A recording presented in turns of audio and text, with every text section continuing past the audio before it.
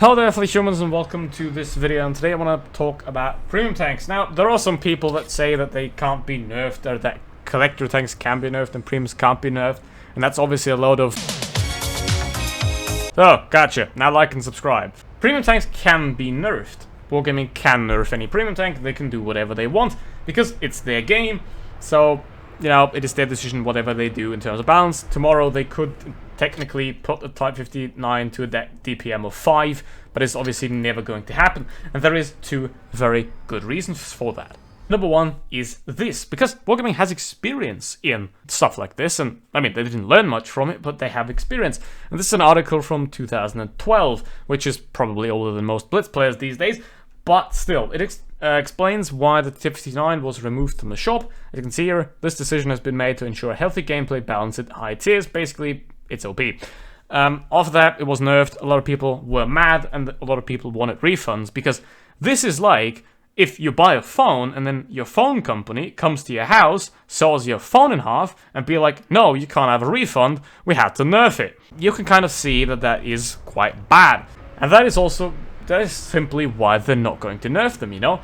They don't want to piss you, the paying customer, off, obviously. It would be nice for them to nerf them, no question about that. That would be fantastic, but it is very, very unlikely to happen. Because, here's the thing, if you nerf something that impacts the paying players, and the paying players get mad, then you just pissed off your source of income, right? If you piss off the free-to-play players, that doesn't matter, they don't give you any money, you know, they're not beneficial to you as Wargaming.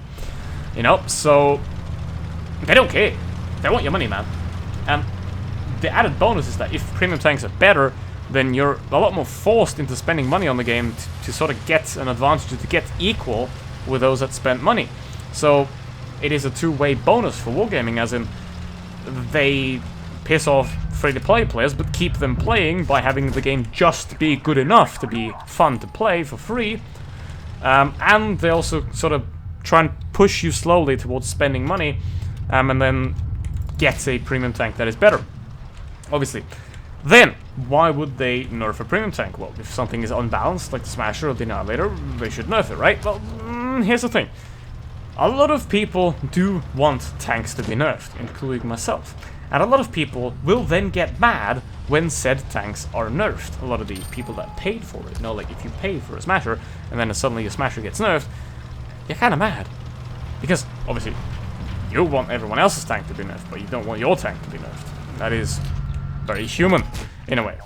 So, yeah, Wargaming would have to issue apologies and refunds and all that kind of stuff, and they would lose quite a lot of customers, and they don't want to do that. So they'd rather keep it this way, because if it's shit but it still brings them money, it's not shit. That's basically how they think of that, essentially. That's how I assume, at least. So there's no real point for Wargaming to nerf them, you know, because making free-to-play players happy isn't their problem. They don't care. They want you to spend... They want to make free-to-play players happy enough to keep playing, but unhappy enough to start spending money. And that is exactly how this works with the better premium tanks. And obviously they want to have the paying customers happy because, well, they pay and they finance their game girl bathwater and stuff like that. So I think the argument for nerfing premiums is a very good one, but it is also a very flawed one, as in it is not going to happen, most likely, simply because of how Wargaming runs the business. It's a free-to-play game, so basically Wargaming has to pay you if you're free-to-play. If the game would be pay-to-play, it would probably be a lot better, but there'll also be less players, so it is kind of a double-edged sword there. And I would rather have it pay-to-play, you know, like $5 or something, but, you know, because then it would be a lot better game, because Wargaming could work with a lot more... Because, you know, you invest into the game when you start, so there is a lot less risk for the game company to have in having people play it for free. So I would very much prefer games that cost a bit of money to begin with than when it's just free to play, but here we are.